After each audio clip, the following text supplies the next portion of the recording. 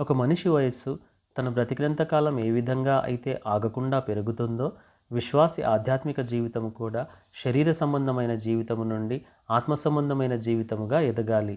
అనగా వాక్యములోని మూలపాఠముల నుంచి సంపూర్ణ స్థితి వరకు సాగుతూనే ఉండాలి. అప్పుడే కొలస్సీ 1:28 ప్రకారం దేవుని ముందు నిలబడగలిగే అర్హత వస్తుంది. దీనినే ప్రభువు సైతం కోరుకుంటున్నాడు. ఈ క్రమంలో సాగిపోతున్న ప్రతి విశ్వాసిని బట్టి, సేవకుని బట్టి ప్రభువును స్తుతిస్తున్నాను. దేవుడు తగిన సమయమందు మిమ్మల్ని హెచ్చించాలని కోరుకుంటున్నాను.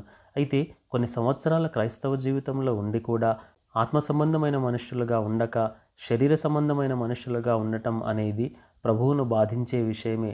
1 కొరింథీ 3 ప్రకారం చెప్పాలంటే అన్నము తినే వయసులో పాలు త్రాగే స్థితిలో ఉండటం బాధాకరమే.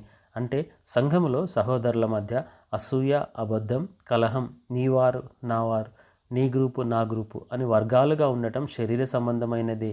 ఇది క్రీస్తునందు పసిబిడ్డలుగా ఉండటమే అని కూడా వాక్యంలో చూడగలము. ముఖ్యంగా సంఘ క్షేమాభివృద్ధికి ఇది ఆటంకమే. ఇలా ఉండటం జీవితాలకు ఆశీర్వాదము కూడా కాదు.